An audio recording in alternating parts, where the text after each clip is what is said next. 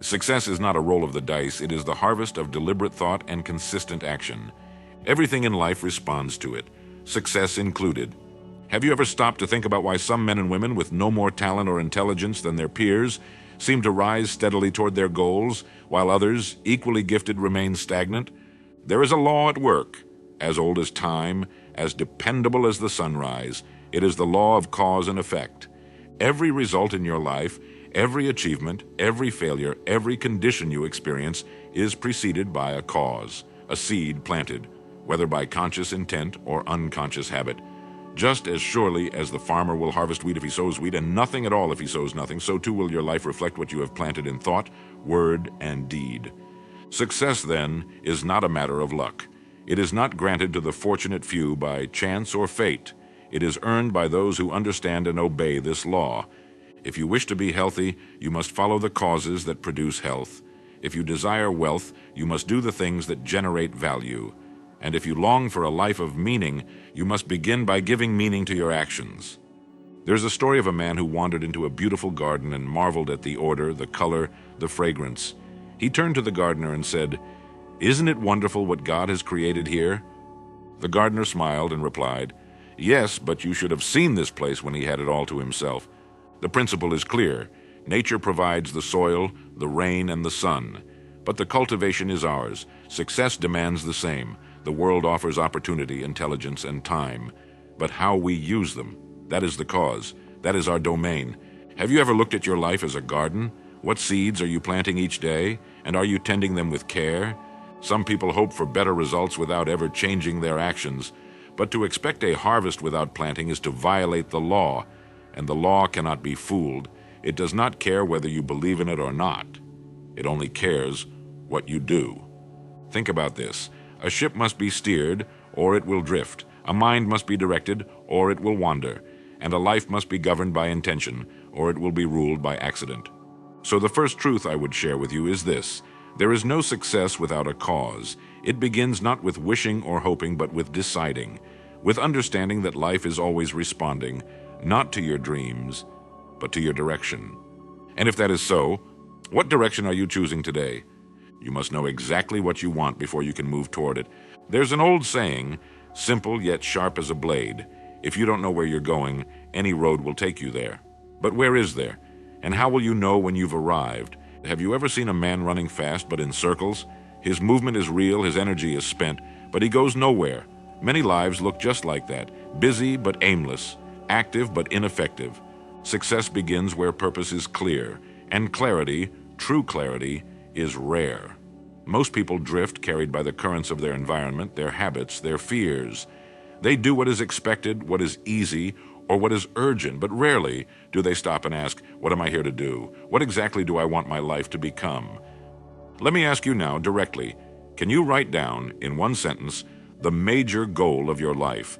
The one thing that, if accomplished, would bring deep satisfaction and direction to all else.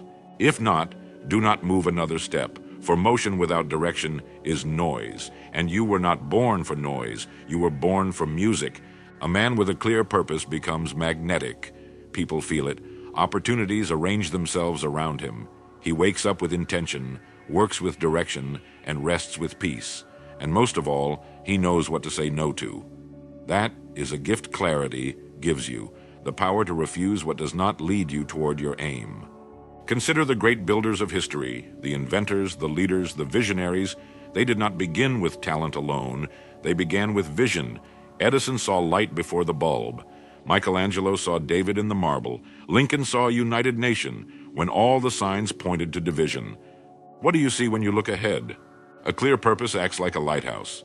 The storm may come, the waves may rise, but your course remains unchanged. You correct, you adjust, but you never abandon. Because you know where you're going, you have declared it. And the world, though it may not yield easily, always bends to the will of the determined. So let me leave you with this thought. Until you define your aim, you are a ship without a compass, and no wind, no matter how strong, can help the sailor who has no port in mind. The formula is simple but not easy. Daily effort compounds. Have you ever watched a mighty oak sway in the wind and wondered how it became so strong, so unshakable? It did not rise from the earth overnight. It was once a seed, small, silent, unseen, but that seed held a pattern. And through the steady rhythm of seasons, the quiet push of roots, and the daily stretch towards sunlight, it became something unbreakable. That is the nature of disciplined action. Small steps, taken with intent, repeated over time. This is where true success lives, not in sudden bursts or dramatic gestures, but in quiet consistency. Most people underestimate the power of what they do every day. They think change must be grand to be meaningful. But the wise understand that what you do today, this very day, is shaping your future with far more force than you realize. Have you ever considered that your habits are the architects of your destiny? A man does not suddenly become wealthy, wise, or respected. He becomes those things gradually, almost invisibly, through patterns of thought and behavior that are repeated until they become second nature. Discipline is not punishment, it is preparation. It is training the mind to obey the higher aim rather than the lower impulse. And it is doing what needs to be done, even when you don't feel like doing it. That's the dividing line, you see. Those who act only when they feel inspired will always be at the mercy of their emotions. But those who act from purpose, whether rain or shine, move forward while others wait. Let me tell you something that may surprise you. The formula for success is not complex. It has been known for centuries. Decide clearly what you want. Do something each day that moves you closer. Refuse to quit until it is done. Simple, but not easy. Because the enemy of success is not ignorance. It is comfort. It is the voice that says, just this once I'll skip it. And that voice grows louder the longer you listen. But you are not made for mediocrity. There is something in you, call it spirit, call it conscience, that stirs when you do the right thing, even in silence. That is your compass. Trust it. Imagine what would happen if you gave 1 hour each day without fail to your greatest goal. Not hoping, not dreaming, acting, learning, improving 1 hour. Do the math. That's 365 hours in 1 year. Over 9 full 40-hour work weeks devoted to one purpose. Can you imagine how far ahead you'd be if you began today? So the question becomes, what is the smallest action you can take today that would honor the life you desire tomorrow? No one rises above the image they hold of themselves. If you were handed the keys to a palace but believed yourself unworthy of stepping through the gate, would you enter? This is the silent tragedy of our age.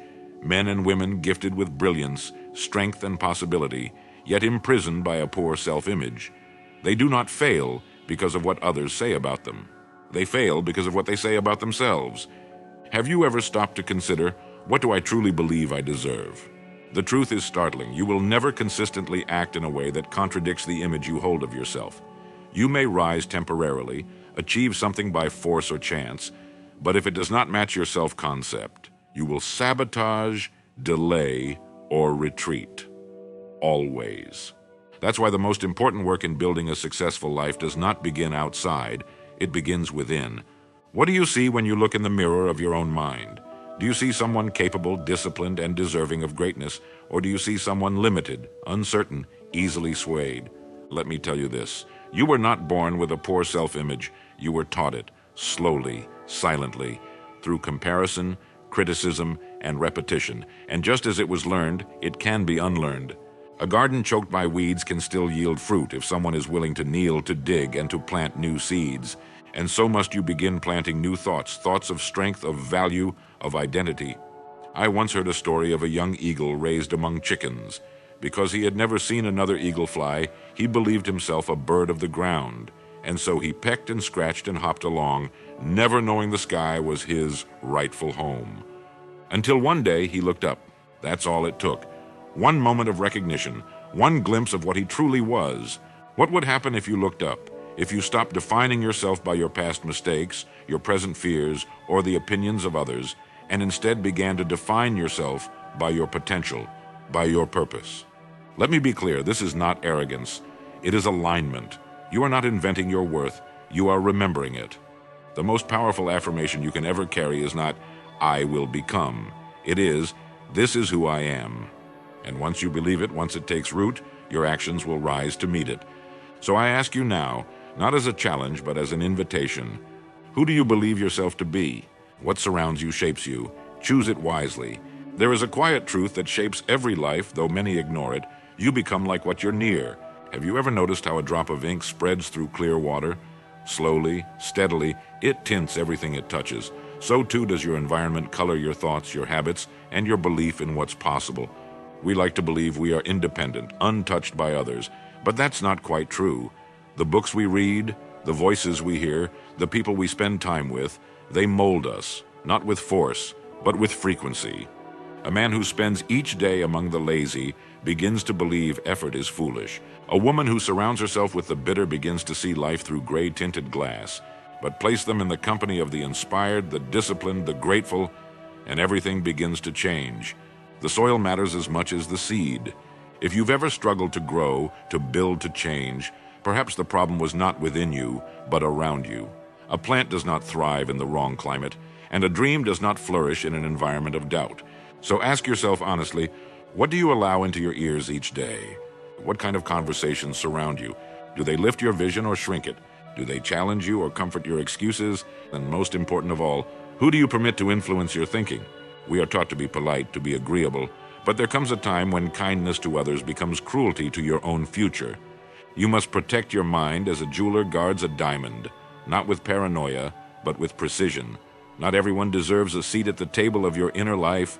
Choose your influences like you would choose your mentors, with care, with purpose. Read the words of the wise. Listen to voices that speak to your highest self. Spend time with those whose lives are evidence of the values you admire.